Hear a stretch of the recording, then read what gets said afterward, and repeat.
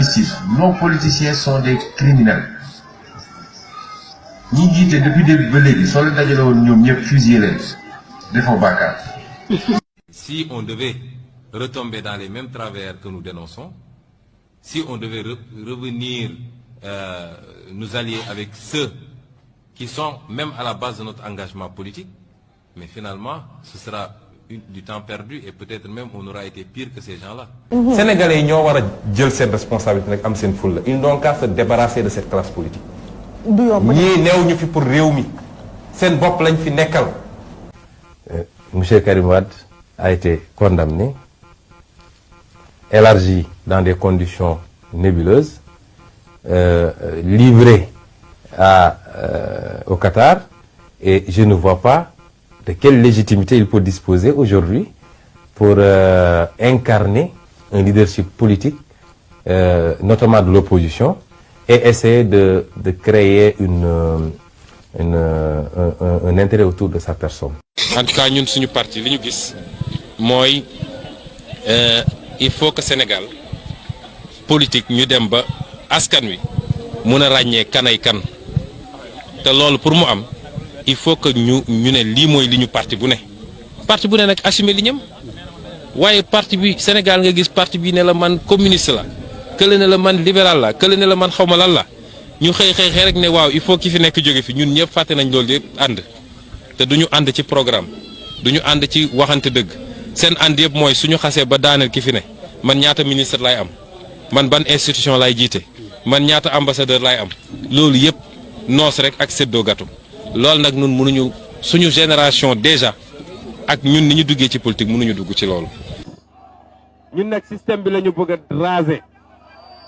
moo tax il faut ngeen ne nañu dem. Parce que l'objectif c'est de travailler à l'émergence d'un nouveau pôle qui n'a rien à voir avec le système. Li may wooye le système mooy ñi ñuy wooye fii les grands partis 6 ak 9 la ñu indépendamment des clivages idéologiques yi ñuy wone mais xoolal les mêmes qui en 2000 étaient allés voir Ablaye Wade pour l'amener à se présenter ñu daaneel Abdou Diouf mais c'est les mêmes 12 ans plus tard qui ont refait une coalition doo xam ku ciy communiste doo xam ku ciy libéral doo xam ku ciy centriste ñoo defaat la même coalition ñu déggal développer vision boobu pare dañu ne nañu xool acteurs politiques yi fi ne mais on avait un problème le problème c'est que il y a des partis politiques yoo xam ne on les appelle des grands partis politiques depuis ma naissance en 1974 je vois les mêmes acteurs qui sont là on me dit que c'est des constantes ñoom daal yàllaa bind rek seen jën yi ñoo war a nekk fii ba bàmmeel tàqalee nag réew mi wala politique il y a aucune démocratie interne mais mieux encore en termes de vision et d'idéologie est-ce que ñun lii ñu gëm nii dañ koy fekk ci parti yooyu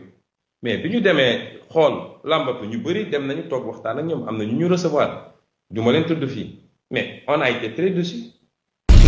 On ne nous embarque pas n'importe comment, qui ne fait même pas 0,001% du territoire national, c'est-à-dire le plateau, qui a été frappé d'interdiction de manifestations de ce genre, par ceux-là même qui aujourd'hui appellent pour qu'on aille là-bas. C'est encore frais dans nos mémoires en 2012. L'un des principes fondamentaux chez nous, c'est jamais de coalition.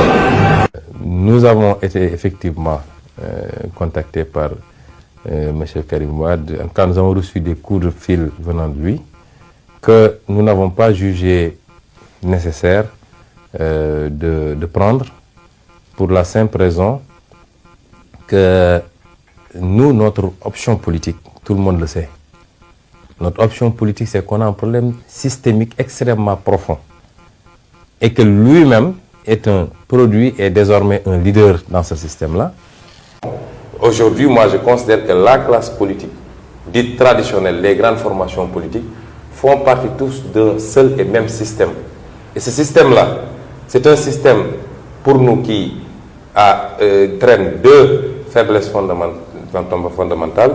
Un, ce n'est pas des patriotes. Deux, il ne suffit pas de la souveraineté du Sénégal. C'est pour ça que nous disons, il est impossible aujourd'hui, pour des jeunes de notre génération, qui veulent s'engager dans la politique